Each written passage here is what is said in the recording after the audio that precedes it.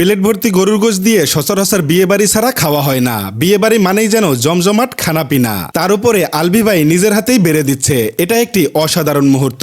এইদিকে জামাই বউ কি করে সেটাও দেখাবো আপনাদেরকে। দেখতে হলে শুরু করতে হবে প্রথম থেকে, তাহলে চলুন শুরু করি শুরু থেকেই। বিয়ে বাড়ির জন্য গাড়িটি প্রস্তুত করে নিজে ফিটফাট হয়ে টুপটুপ করে হাঁটতে হাঁটতে উঠে পড়লাম গাড়িতে উঠতেই স্টার্টিং এ বসে চাবি দিয়ে স্টার্ট করে নিলাম। বিয়ে বাড়ি বলে কথা, চশমা না পড়লে কি জমবে, তাই চশমাটি পরে নিলাম। এবার রেডি। রবিন ভাইকে ভিডিও কলে লোভ দেখিয়ে রওনা দিলাম বিয়ে বাড়ির উদ্দেশ্যে। সোজা এলিভেটেড হয়ে চলে আসলাম উত্তরায়। আজকে যেহেতু শুক্রবার, তাই জুমার নামাজ পড়ার জন্য আমি আর আলভি ভাই রওনা দিলাম মসজিদের দিকে। আলভি ভাই আমার একজন শুভাকাঙ্ক্ষী, তার ফ্যামিলি সহ তাদেরকে নিয়ে গিয়েছি তাদের এক রিলেটিভের বিয়েতে। চলে আসলাম মসজিদের সামনে, উঠতে শুরু করলাম মসজিদে। নামাজ পড়ে এসে 1 ঘন্টা বসে রইলাম গাড়িতে। সত্যি বলতে প্রচুর খিদা লেগেছিল।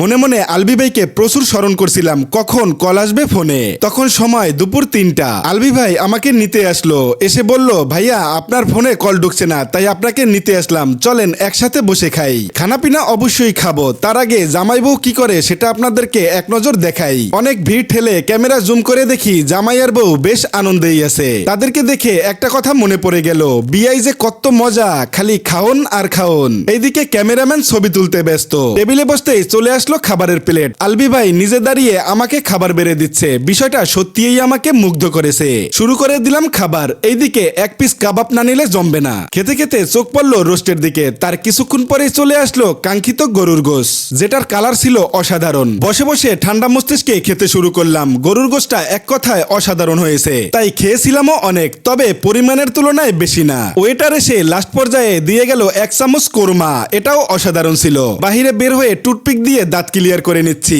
এবার আমাদের বাসায় যাওয়ার পালা, তাই গাড়ির কাছে এসে গাড়িতে উঠতে শুরু করলাম। গাড়িতে উঠে গাড়ি স্টার্ট দিয়ে আবার একই পথে রওনা দিলাম বাসার উদ্দেশ্যে। এই টাকা পয়সা নিলাম আর কি, আর এইখানে দিয়ে দিছে শিফার জন্য একটু কেনাকাটা করে একটা কোক আর একটা বাবুদের বাচ্চাদের খাবার দাবারের একটা মজার ডিব্বা দিয়ে দিছে। তো এটাই তো, বিয়ের তো খানাপিনার ভিডিওটা দেখলেন, আসলে কেমন হলো সেটা অবশ্যই কিন্তু কমেন্টে জানাইবেন। বিয়ের খাবার দাবারের ভিডিও আপনারা অনেকেই দেখতে চান, আর এর জন্যই মূলত বিয়ে গেলে আপনাদেরকে একটা ভিডিও উপহার দিতে চাই। তো ওই ক্ষেত্রে এই ভিডিওটা কেমন হয়েছে সেটা অবশ্যই জানাবেন কমেন্টসের মাধ্যমে, আর একটা লাইক দিয়ে দেবেন ভিডিওতে। আর যারা নতুন আছেন অবশ্যই ফলো করে দেবেন চ্যানেলটা। তাহলে পরবর্তী ভিডিওতে দেখা হচ্ছে খুব শীঘ্রই। আসসালামু আলাইকুম।